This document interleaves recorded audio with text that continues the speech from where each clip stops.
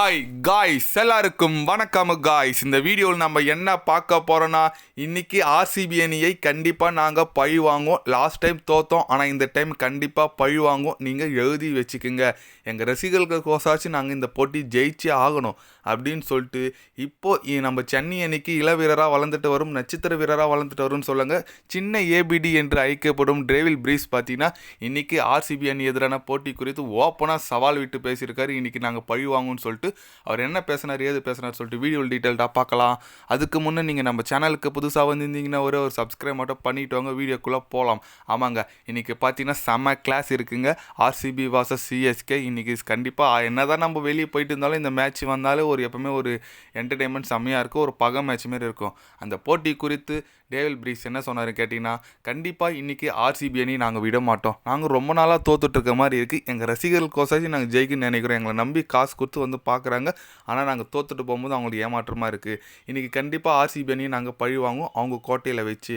அது மட்டும் இல்லாமல் ஆர்சிபி அணி நல்ல ஃபார்மில் தான் இருக்காங்க. நாங்கள் ஒத்துக்கிறேன். எங்கள் பிளான் கரெக்டாக நாங்கள் எக்ஸிக்யூட் பண்ணால் போதும், எந்த டீமோனா வெற்றி பெறலான்னு சொல்லிட்டு எங்கள் மைண்ட் செட்டில் இருக்குது. அதனால் இன்றைக்கி கண்டிப்பாக நாங்கள் ஆர்சிபி அணியை வீழ்த்துவோம். நீங்கள் வேணால் பொறுத்து இருந்து பாருங்கள் அப்படின்னு சொல்லிட்டு டேவில் பிரீஸ் பார்த்தீங்கன்னா பத்திரிகையில் சந்திப்பில் செமையாக சவால் விட்டு பேசியிருக்காரு தலைவன்.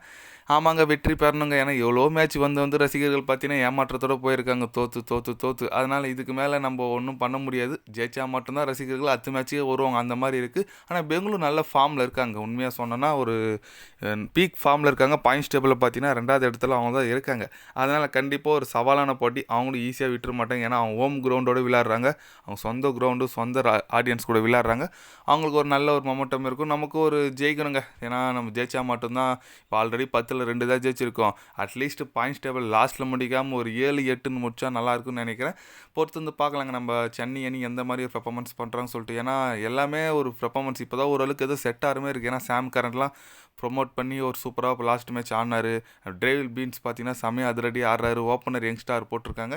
நல்லா இருக்குது டீம். கண்டிப்பாக அடுத்தடுத்த போட்டியில் நல்லா பண்ணோம். வெற்றி பெற்றால் மட்டும்தான் முடியும். பார்க்கலாங்க பொறுத்து இருந்து எந்த மாதிரி ஒரு பெர்ஃபார்மன்ஸ் கொடுக்குறாங்கன்னு சொல்லிட்டு. நீங்கள் சொல்லுங்கள், இன்றைக்கி ஆர்சிபி வாசஸ் சிஎஸ்கே பெரிய கிளாஸ் மேட்ச். யார் வெற்றி பெறுவாங்க? உங்களோட சப்போர்ட் யாருக்கு என்னன்னு சொல்லிட்டு மறக்காமல் கமெண்டில் கொஞ்சம் சொல்லுங்கள்.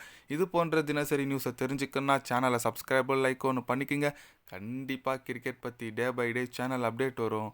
மறக்காமல் சப்ஸ்கிரைப் மட்டும் கொஞ்சம் பண்ணி வச்சுக்கோங்க. நன்றி, வணக்கம்.